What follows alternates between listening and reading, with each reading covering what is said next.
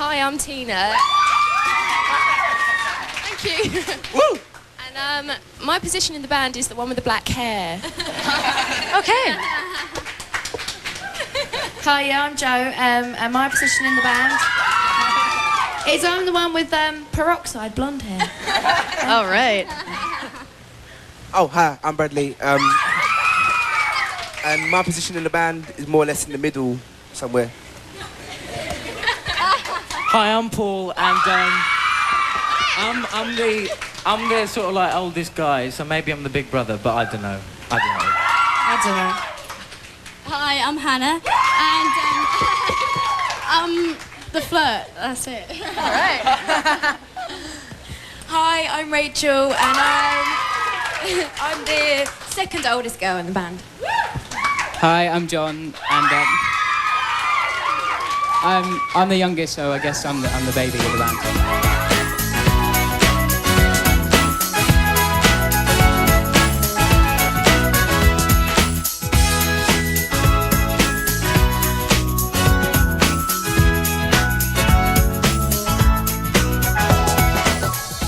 In 1999, S Club 7 burst onto the global music scene with their infectious blend of upbeat teen pop, quickly becoming a worldwide sensation.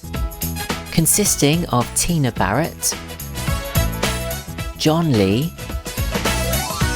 Paul Cattermole, Hannah Spirit, Bradley McIntosh, Rachel Stevens, and Joe O'Mara, they captured hearts and topped charts almost overnight. With a string of hits, they solidified their status as household names, beginning with their debut release. This is S Club 7, S Club.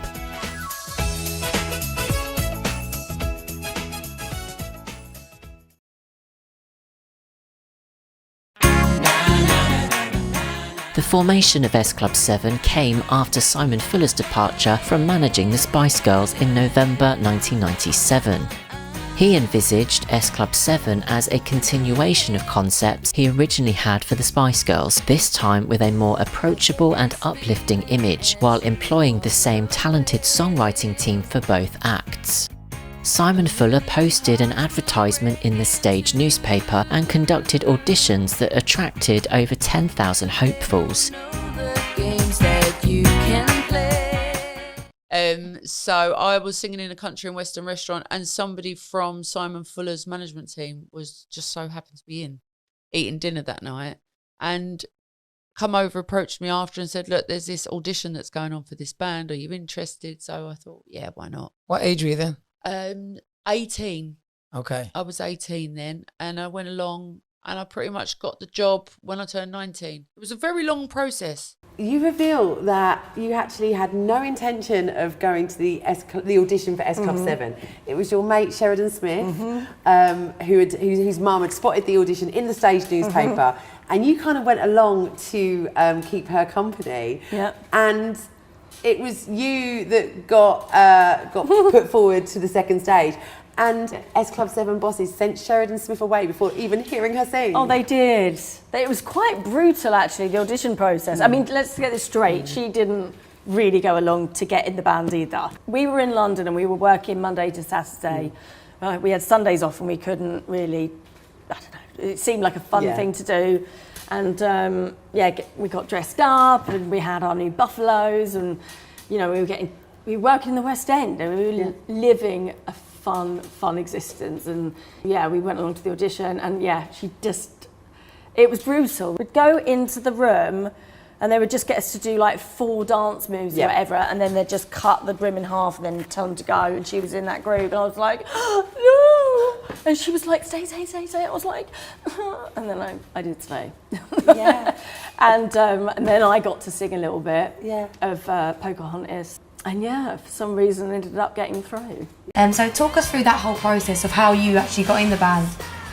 Yeah, well, I auditioned, and it was, I remember it very clearly actually. I did an audition at Pineapple Studios, and yeah, it was like kind of how we are now with a camera, and I just sort of sung and danced. and then I got a phone call probably a couple of days afterwards, and I was flown to to Capri to see Simon Fuller, and yeah, he said, yeah, you're in, you know, so. So my dad was working with this band, and there was this woman called Winnie. I can't remember the name of the band that she was in, but she heard me singing in my bedroom. She said, Bradley, is that you? I said, yeah. She goes, come down, I want to hear you sing. So I sung to her. And then she ended up meeting someone from, you know, after that, she ended up meeting someone from 19 Management. Okay. Well, she met Simon Fuller. Yeah. Who obviously became our manager. And they mentioned to her that they were putting together this band, you know, looking for kids around about the age of about 16 to 19 years old. And she goes, oh, this guy I'm working with, his son sings. How funny is that? She heard me sing in my room. Because, oh, his son sings. They said, well, tell him to come along to the audition. So while I was working at Pizza Hut, I did this audition. Well, I went back to work. Didn't really think nothing of it. I didn't hear anything back for a while. So this is the audition for S Club? This was the audition for S Club. Okay. And it was my first ever audition. I never done an audition. You didn't, before then, you didn't sing, you didn't do any competition? No, I did little bits and bobs. I used to sing in my room. I was passionate, always passionate about it. We all sing in our room. Yeah, but I mean, like, I was always late to turn up and meet my friends because I was in there listening to, believe it or not, like, I was into Jackson 5. I had this little vinyl player in my room, and I just used to just end up singing, and my mates would be like, where are you at? Anyway, so, where was I? I completely forgot about this audition, completely forgot about it. And then, like, I'd say a month or so later, and this is the week I got fired from Pizza Hut.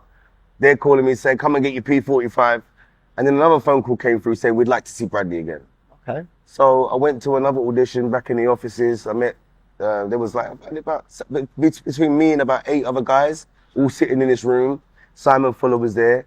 One by one, we had to sing to him. I think John was in the room as well. Anyway, so yeah, and then they picked, and I got picked for the group. So obviously then, I believe you was only 17, or was you 16 when the audition? I was 16 when I auditioned. Yeah, so because when S Club formed, you was only 17. 17, yeah, that's right. Now, as you mentioned, you were 16 years old when you first got in the band. How did the opportunity come around? It was literally an audition. I was just taking my GCSEs at the time, and there's an industry paper called The Stage newspaper, and I was looking in the back of that for colleges to go to apply to, and I saw an ad for a pop group, and I thought, oh, I'll just go for that. And that was it, literally. We did like 6 auditions and got it. And it said, oh, it's going to be Simon Fuller, the guy that put the Spice Girls together. And originally it said there was a boy group and a girl group, and then I think then they merged them together. And it took us about 10 months to find all 7 of us. I heard that you were in Sony. Yeah. And you were going to see your brother. I had no money. I went in, and he was working in the canteen. I went in there for a free lunch. And you were spotted. I got approached by these 2 producers who were putting together this solo project, and they approached me and said, can you sing? And I mean, honestly, that was... Can I? These 2 producers come up and say, we like the look of you. We would love you to be in this band. Yes. What do you say then? I was like, yeah. I was very...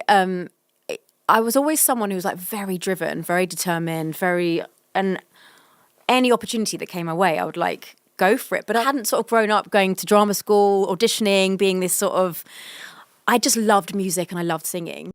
Joe O'Mara and Paul Catamol caught the eye of producers from Simon Fuller's 19 Management and were invited to audition. Interestingly, Rachel Stevens was recruited without an audition, being approached directly by producers to record a demo tape.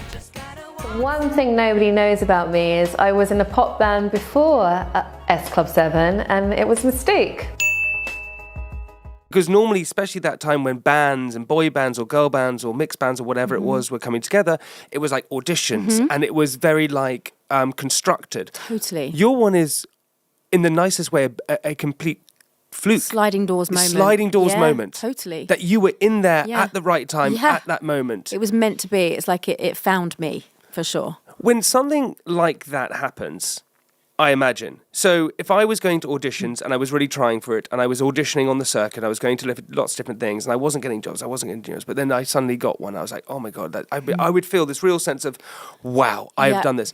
If you have just picked up in Sony, that would give me a sense of almost imposter syndrome, because I'm like, well, should I be here? You know, that's what it would do to me a little bit. Yeah. Did that happen to you? Oh my God, yeah. Always. I've always had that. God, yeah. I still, imposter syndrome is such a, God, I don't even know where to start with it. Yes, I did. I mean, I was, you know, because the rest of the band got into the band through auditions. And yeah, so they'd come from like Sylvia Young, and they'd come from singing like Joe had been on the singing circuit for a long time, and they'd been in bands, and Brad had grown up with his producer parents, and Paul and Hannah were National Youth Music Theatre, and Tina went to dance college. So everyone had come from this world. So I kind of didn't, you know, and also I didn't really know my place at the time. I didn't know where I fit. At school, I didn't really know. I was never in the like. I didn't really ever feel like I fitted in. No, so I actually then got into the band, and I got to the point where I was like, wow, I found. And this was at a point where my family had kind of broken apart, and I was like, it gave me purpose, it gave me structure, it gave me, my God, it was like beyond exciting. It fueled like all my dreams that I'd had. It was like so many things. But yeah, imposter syndrome has been a thing. I was fine at being in the band. I was all right at the singing bit, and I was fine being on a stage. Right. But once the band was actually put together, it was then once we was officially together, the bombshell hit. Oh, and you got a TV show. And I was like, I've never acted in my whole life. I don't even know if I can. So when you were going to meet him, you didn't know that? There was no TV show there set was to you? no mention of the TV show in the early stages, no. But that's probably a really good thing, because I think if maybe I had known that, I'd have thought, oh, well, I'm not an actor, so maybe this is not for me.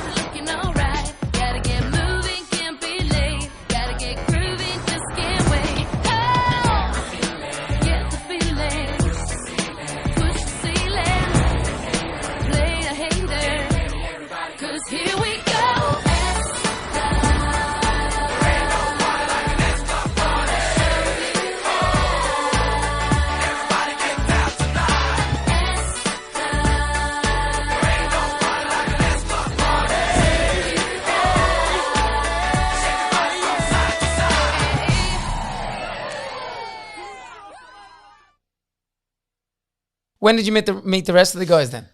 At Nicky Chapman's house. Okay. Yeah. Had you any idea of any of them, who they were, what they looked like, what they sound like? No, was shown a couple of pictures of the official ones that were definitely going to be in the band. Me and Bradley were the last two to join. Okay. And then once the seven of us were all together, then we went to Nicky Chapman's house and we all met. She had like a games room or something in her garden, I remember. Right. And we all met in there. What was your first memory of them all? Yeah. Good. It was. I mean, you don't have to individualize any of them, No, but it was. I think it was just quite overwhelming because I'd always been very shy, very much a loner to a certain point, because I spent all my time with adults and never really socialised around people of my own age. So I was either around adults or on my own in my room, you know, homing in on my talent. Right. So to be put in with, you know, a lot of people that was the same age as me, I found it quite scary at first. But everyone was really friendly and it was fine, and it didn't take long and everyone was just buzzing and clicking. And then we realised we was about to go on quite a journey. I think that's what made us like the hardest working band ever, because we had our show as well. So when most, I guess, bands have like a bit of downtime and they can kind of, you know, go away to a beautiful location and redo their album, we had to kind of film our TV show. So that's why we were so non-stop, and like studio time would literally be, you know, wee hours of the morning or late at night where we can fit it in. So it was tough. Before I joined S Club 7, I was a dancer. I was in a few bands. I was working for a fashion company, doing fashion PR. I was doing maths, performing arts and media studies. Before S Club 7, I was working in Pizza Hut in Cheshunt World Adventures. Working in a restaurant as a country and western singer. and I was singing there like 6-7 nights a week. I was training at Sylvian Theatre School doing music, drama and dance. Being a dustman, being a postman, they're all like temping jobs in between like uni and my college. I was involved with a company called the National Youth Music Theatre for about 4 years. The very first job I did was pantomime with Lionel Blair. I was in EastEnders before I did this, and I also did a film for the BBC. I went to drama school for 3 years, did a musical theatre and acting course. I did a little bit of TV as well. I did a Victorian drama, which I played a maid in, and yeah, I had a nice photo in Alive and Kicking magazine of me in my maid's outfit, looking nice. I was in a band as well at the same time with a mate of mine called Darren. I did a few adverts, sort of worked with some pop bands. I met 2 producers who work for, who did some stuff for 19 Management. Somebody came in the restaurant who worked for 19 and asked me, you know, if I wanted to go along for an audition. So I had to go in the studio to record a song for Simon to hear. They played it to him, he heard it, he liked it, and then I was in the band. Because it wasn't sort of an audition, it was sort of I went in the studio and I made a demo tape. I just knew it was this new band that, you know, that Simon Fuller was involved with, and we had this TV show going as well, so didn't really know a lot about it, but it sounded really exciting. Didn't actually hear anything for quite a long time, so I thought, oh, never mind, just another one of those things. So I carried on working. It was a kind of a long, you know, a long process from like when I first auditioned to when I actually heard. I think it kind of went on for about a 6-month period of like auditioning and meeting people. And a couple of weeks later, I got a phone call, and I was like running around my house, and I was like so excited. It's like my dream to do this, and it was like I was running around the house and screaming and so excited. Brilliant. It was absolutely mad. I didn't quite know how to feel. I was kind of dithering whether to do, you know, get my A-levels or to do work, but S Club came up and I thought, yeah. I didn't really have a major reaction because I kind of didn't believe it in a way. I was just like, oh. And then a week later I was just like, all right. It felt really good because it was the first time that I'd been in a proper band. It wasn't something that I created with my dad, like just talking about. It was this was like something. This was something big. It was a chance to do and go on to do things that I've wanted to do for a long time. I weren't actually in at the time. It was my dad, and I got home from work and it was about 1 o'clock in the morning. I'd just finished, and then he goes, "Oh, you've had a phone call." And I was like, "Oh yeah," and he goes, "Oh, about this band." And I was like, "Oh yeah," and he said, "Yeah, they want you. You're flying to Italy in 2 days." And I was like, "Oh my god!" And that was basically how I got involved. It was really quite scary.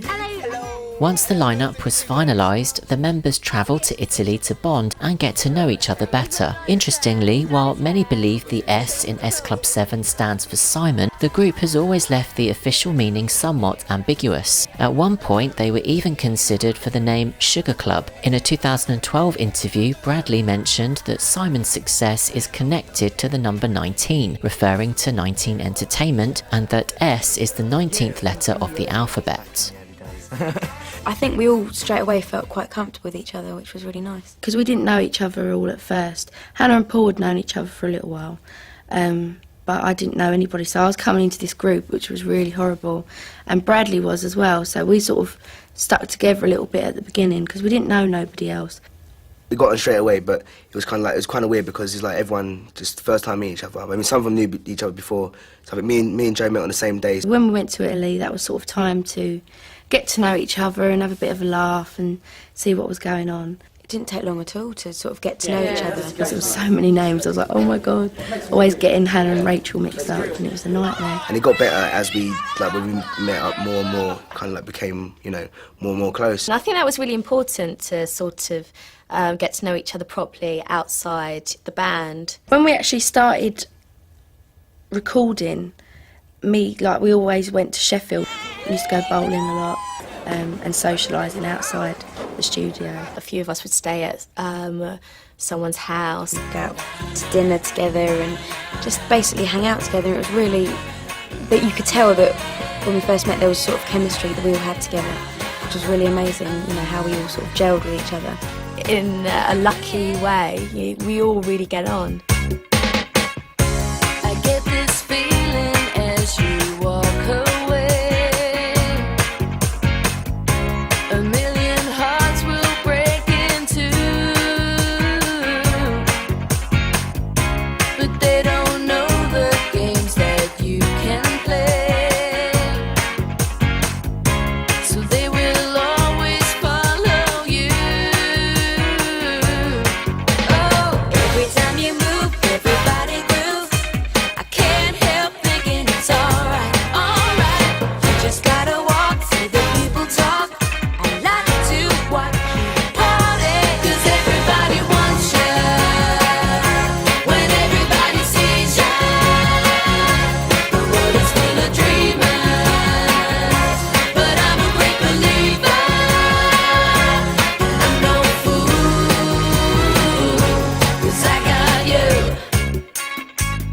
Being part of S Club 7 is really, really important to me. Everyone in the band's really important to me. I care about everyone. Well, I didn't know what to expect when I first got into it because I just met the band and I wasn't quite sure where we was going. I didn't know much about what we was going to be doing, so I was kind of like excited to find out what was going to happen. I can do what I've always wanted to do. You know, I'm up there performing. I've made 6 brand new friends, which is really nice. We're really close now. Almost like a big gang. We all really enjoy performing and we love singing and acting. It's kind of like just doing what I've always wanted to do. It's just a progression of what I was doing before, but it's just like on another level. I love performing and I love music so much. I've always wanted to perform and, you know, get out there and do my thing, as it were. And, you know, S Club 7 has allowed me to do that, which is great. And it's a laugh as well. It feels like probably not so much a family, but it's just like a real group of friends who are really enjoying themselves. I've always wanted to be in a band and perform in front of a live audience. It's just such a brilliant feeling.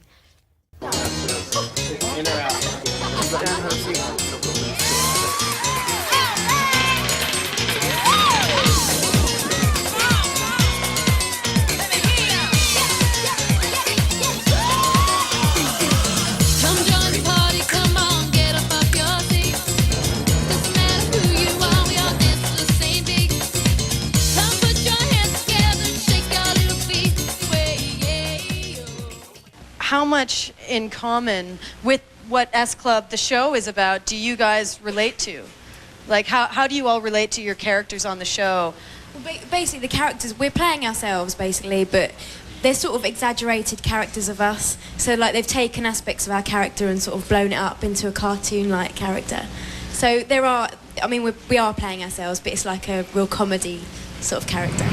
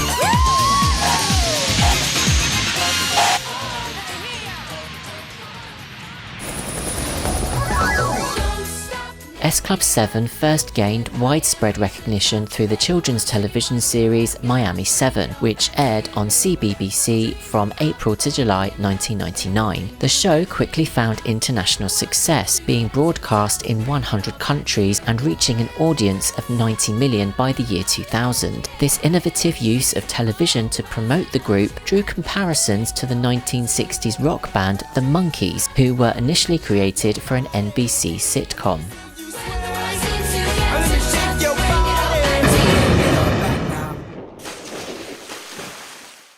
The TV show was the first thing that the world ever saw of us. It was never the music. But I will never forget it. We landed back in the UK on the 8th of April, and the TV show went out for the first time on the same day. So the day that we landed was the day that the first episode went out, and it was literally that quick. I don't know how it happened, and then all of a sudden. And when did you record the song, if you know what I mean? Was that done in the States? No, we'd done the album in Sheffield at Steelworks, pretty much. And then we were just recording over there as well. So we were doing the TV show, recording stuff. It was just like 8 weeks of complete carnage. And then we got home and it was like everyone knew who we were. It was the weirdest thing.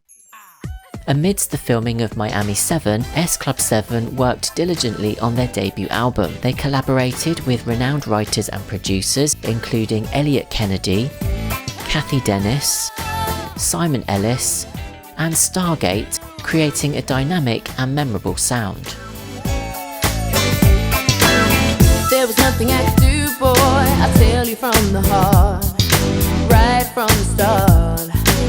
It wasn't me and you. Now if I'm gonna be with you, boy, I'm tired of all the games. You know we want the same.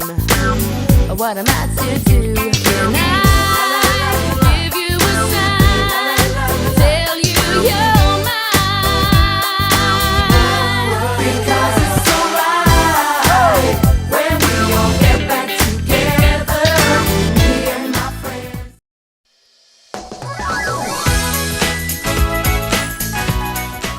The group's debut single, Bring It All Back, launched on the 9th of June 1999. Co-written by Elliot Kennedy, Mike Percy and Tim Lever, with contributions from the band members themselves, the song soared to the top of the UK and New Zealand singles charts, reaching the top 10 in Ireland and Sweden. Bring It All Back also served as the theme for Miami 7.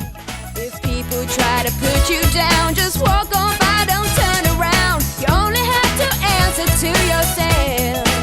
Don't you know it's true what they say, that life it ain't easy, but your time's coming around. So don't you stop trying, don't stop, never give up. Hold your head high and reach the top. Let the world see what you have got. Bring it all back to you. Dream of falling in love, anything you've been thinking of. When the world seems to get too tough, bring it all back to you. Yeah, yeah.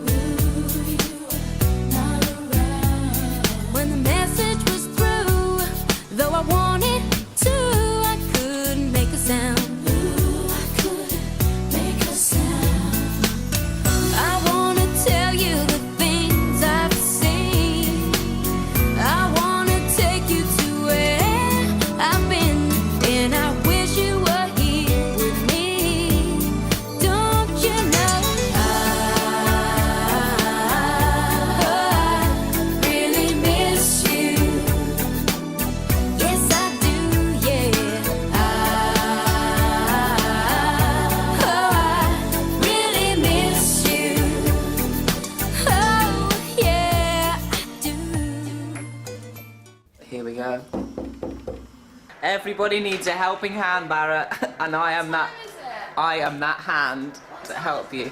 The time is 5 to 2. Really? Yeah. Serious? You've slept forever. I'm alright. Jet lag. He was only on the flight for 2 hours.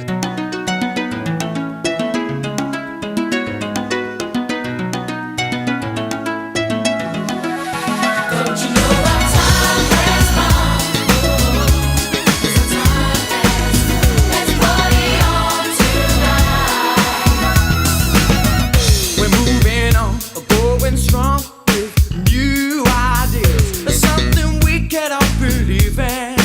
Yeah. Turning back, we're on the track. Come down our way. But where we're going, there's no saying. They will tell you to go this way, that way, anyway but your way. Never let them fool you. You're the one who knows which way you're going. They will send you forwards, backwards. They will say what you should do. To them, we're the ones who answer for our actions. Don't you know our time has come, and we're living it up because the beat is strong. Let's party on tonight. Don't you know our time is here, and we're turning it up so everyone can hear. Our time has come tonight. Don't you know it?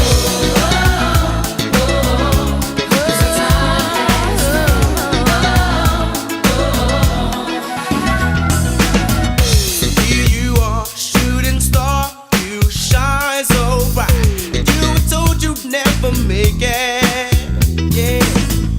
Now you heard, spread the word to everyone. An invitation, you should take it. SVD, this way, that way, anyway but your way. Never let them fool you. You're the one who knows which way you're going. They will send you forward, backwards. They will say what you should do. Never listen to them. We're the ones who answer for our actions. Don't you know our time has come, and we're living it up because the beat is strong. Let's party on tonight. Don't you know our time is here, and we're turning it up so everyone can hear. Our time has come tonight. Don't you know it? 'Cause our time has come. I know at times they can be so unforgiving,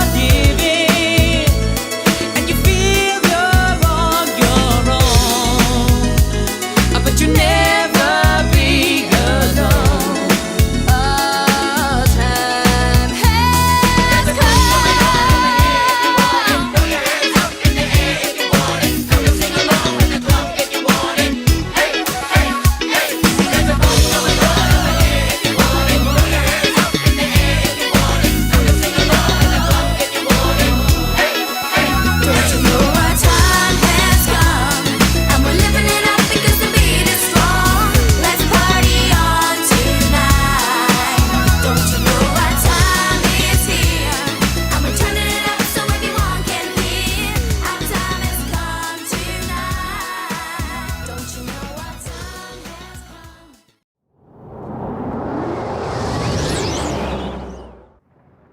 Following closely on the 20th of September 1999 was their second single, S Club Party, which debuted at number 2 in the UK and topped the charts in New Zealand. Written by Mikael Eriksson, Helga Rustan, Tor Erik Hermansson and Hugh Atkins, the track was produced by Stargate, with its vibrant music video filmed in the scenic Californian desert during their Back to the 50s TV special.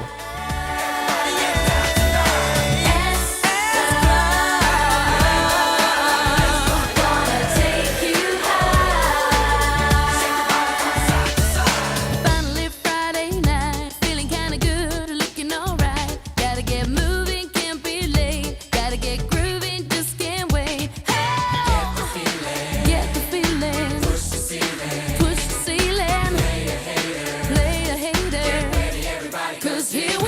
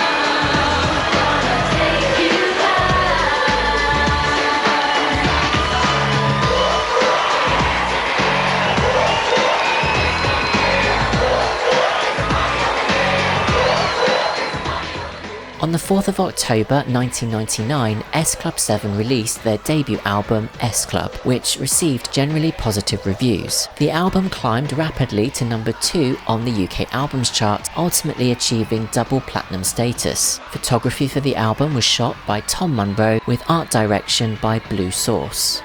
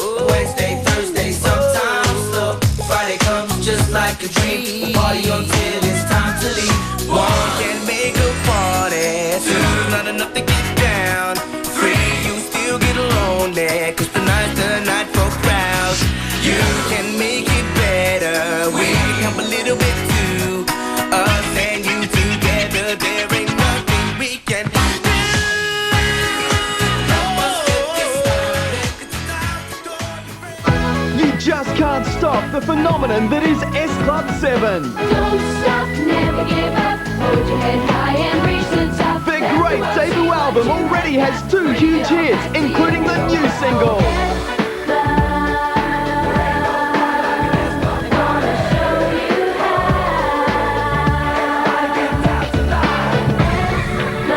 Avoid the rush. Get into S Club 7's S Club now.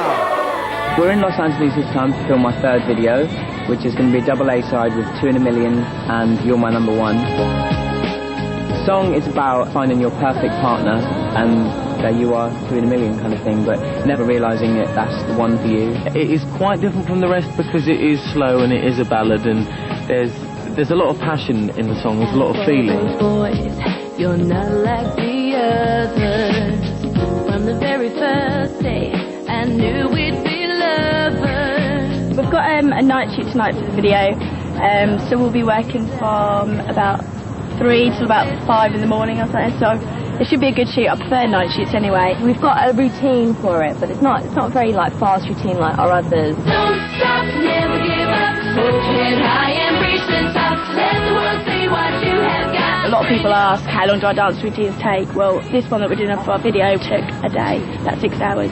Because I was danced before, I tend to pick it up, you know, more or less straight away. But, you know, everyone's pretty quick, so. Very camera shy. Yeah, very shy. Very shy. Yeah, she doesn't sing. Last year, the band spent a majority of their time in America making their hit CBBC series Miami 7. The band are now in LA to shoot their Christmas special, Boyfriends and Birthdays.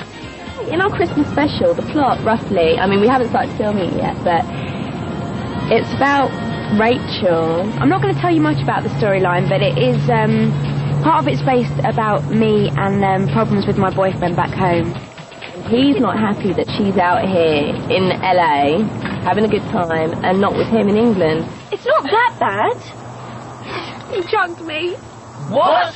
He chucked me. It's all over. Oh, no. That's terrible. Oh, as you're upset, you can have another sausage. I won't tell you what happens, but it is very, very funny.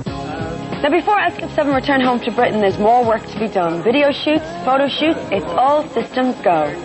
When we come away to do our filming and videos, there's not a lot of time for ourselves because it's all dedicated to the job. You know, we don't come here for a holiday, we come here to work. We're quite lucky if we get a day off. Yeah, we've been spending a hell of a lot of time together, and I think the quirky sort of things that people have is that Bradley's always making noise, whether it's with his headphones on or dancing around. He's often jumping around all over the place. Paul's annoying habit, when Paul eats, he does this a lot. He goes, when he's eating, he slaps his mouth a lot. And that's the truth. Enough of the disgusting revelations, Bradley. There's a pop video to make.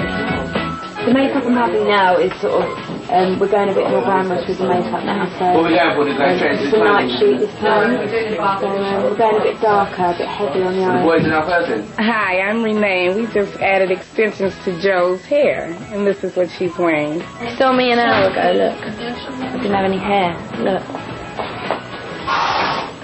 Got hair now. Shame it's not mine. And this is Hannah. We Twist it. Twisted look. What, and twist it. Show made it. You just take your hand and you just twist and twist and twist until her brain starts working. She's a good twister. Never mind the twisting, the S Club 7 crew have got to get their act together, and by the looks of it, it's going to be a long night. Now, this is Maureen, our wardrobe woman. So, Maureen, what are you going to put me in? Today, we're going to go, because it's the new video, it's a new look, so we're going for a bit of a frock, a bit of a dress, a bit of a sexy number for Tina. I'm so excited. And we've got okay, and what new on shoes. New shoes. Look at Barrett. Good. Yeah, I know it's coming up to Halloween, but that's a joke. So horrible. Probably very uncomfortable. But we don't explain care. why Tina is wearing this on her head. It's for the hairstyle to keep it all flat, neat, tidy. Yeah, so my hair doesn't go like that. It keeps it under control. It almost looks like a pair of knickers, but it's not. There we go, love. Cup of tea, that'll be 20 cents, please. Cheers, love. Thank you. With the big performance looming, time's ticking away. But before the action kicks off, it's time for a quiet moment up on the roof. LA is absolutely huge. This is it at night. This is main town, and this is downtown. And see, the funny thing about LA, it's not even meant to be here. This is actually desert. Everything that's in LA is completely fake. There's no trees in LA, there's no grass or anything. Everything was imported to make it a city. Fascinating, John, but what are the guys trying to achieve tonight? This man here is Andy Madgetson, the director of many of our stuff from the very beginning up until now. Andy, tell us about it. About tonight? About tonight. Tonight is the second day of the music video shoot for 2 in a Million, and we're outside in this beautiful environment. We're doing a night performance with all 7 of them, doing a dance routine over there. And then we're going to fill this place up with extras. Loads of extras. Lots of good-looking extras. Going to be doing a bit of stuff in the pool, camera in the pool, coming out of the pool. Really? Yeah.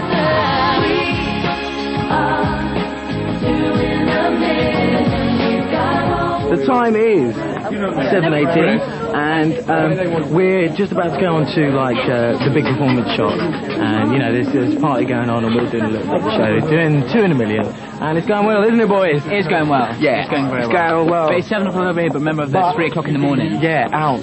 If I had to choose between singing and acting, I'd have to say the music, the singing, because that's what I've grown up with, and that was my profession before. And that's, you know, where my heart is, it's in music. I think the singing in the band is what I enjoy the most, because it's, you know, it's more from the heart, but acting is just such a lifelong passion of mine to be able to go and do, you know, but music is where I'm most at, definitely. There is quite a lot of hanging around that goes on, like when people are doing their different individual shots. It's quite a lot of hanging around, but it's quite nice, especially when you're here. It can get annoying if you do too many takes. I second that. You second that, yeah? Rachel fluffs up the most. This girl here, all the time, she's always fluffing up, man. Me, I'm perfect. I do not, I never mess up. Always rehearse the night before. You're right, Bradley. Pull the other one. When we come to America, it does feel like more like home now. It's not home. London's my home. In LA, I've got friends out in LA now. I've been here so many times. I've got friends here. I miss my home, my room, and you know, my family and friends, and just knowing where everything is. You know, coming out of your house and knowing you can go down London, down Oxford Street, and you know all the places where you know everything is, and here I'm like a complete stranger. I really miss my boyfriend, my family, my mum. I really miss my mum a lot. Loads of people, my mum, my dad, my brother, sister, all my family, and all my friends. It's a good job that the group remain friends. It's getting late, but S Club are still game for a laugh. Don't worry, Hannah, it's happened to me as well.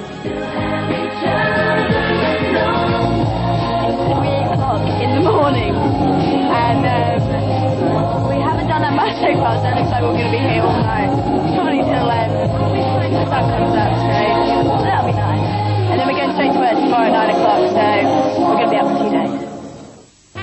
Good night, Tina Ann. Good night, Joanne. Good night, Bradley John. Good night, Hannah Louise. Good night, Paul Billy Bo. Good night, Rachel Mary Lou. Good night, John Boy. Someone shut up, I'm trying to get some sleep.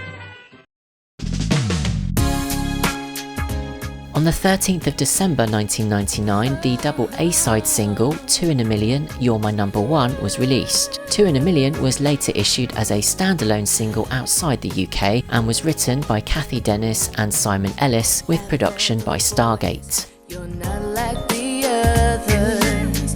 From the very first day, I knew we'd be lovers. In my wildest dreams, my darkest desire, would I declare to you, your love takes me higher.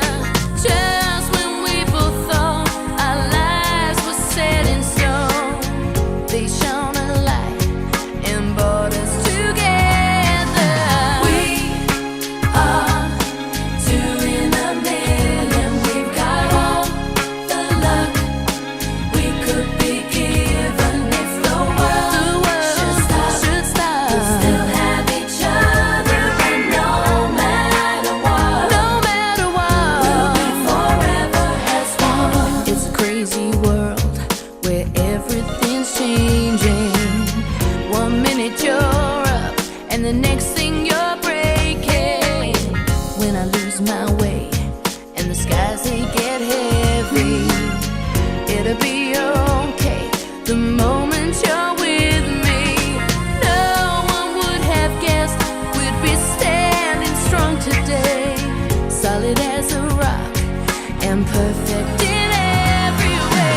We are 2 in a million. We've got all the luck we could be given. If the world should stop, we'll still have each other. And no matter what, we'll be forever as one.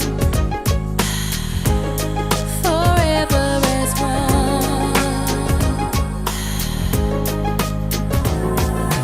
We are 2 in a million. We've got all the luck we could be given. If the world should stop, we'll still have each other. And no matter what, we'll be forever as one. We are 2 in a million. We've got all the luck we could be given. If the world should stop, we'll still have each other. And no matter what, we'll be forever as one. We are 2 in a million. You're My Number One was crafted by Mike Rose and Nick Foster and produced by Absolute.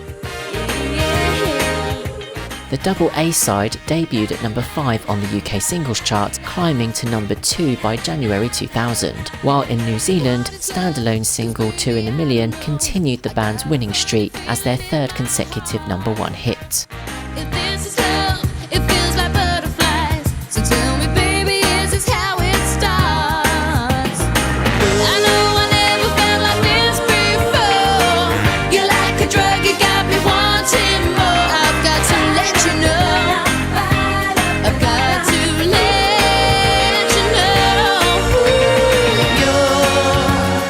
You're my number one. I'd do anything for you.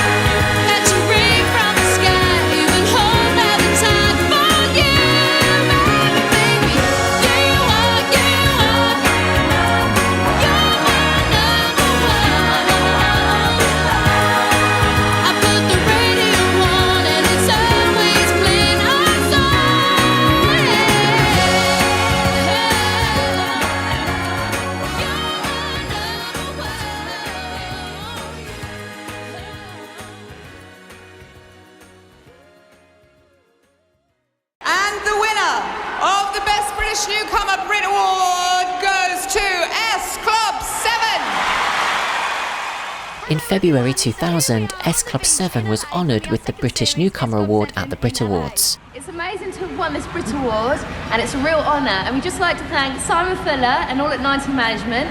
We'd like to thank all our fans for your votes and support, thank you. And we'd like to thank Leaston Grange and All at Polydor. Which leads me to say, have a great night!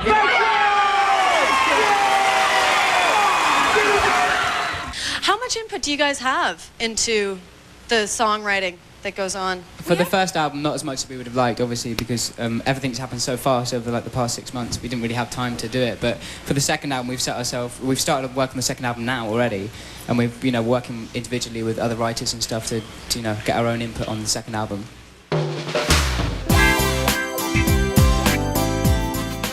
Hot on the heels of their latest single, the group was quickly ushered back into the studio to commence work on their second album and television series.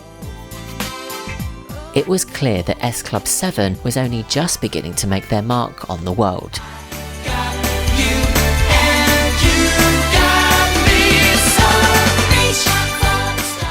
Thanks for watching.